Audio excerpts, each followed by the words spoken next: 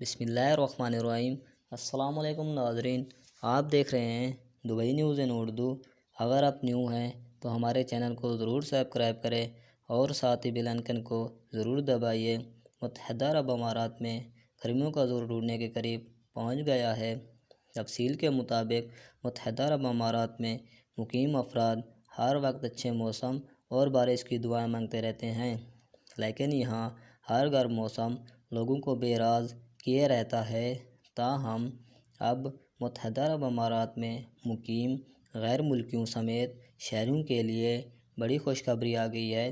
محکمہ صحت کا کہنا ہے کہ آج سے متحدہ عرب امارات میں سرکاری طور پر ہر موسم کا آخری دن ہے، جبکہ کل سے موسم خزاں کا آغاز ہوگا، جو اس بات کا اشارہ ہوتا ہے کہ اگلے چند روز میں گرمی کی شدت میں واضح طور پر کمی دیکھی جائے گی۔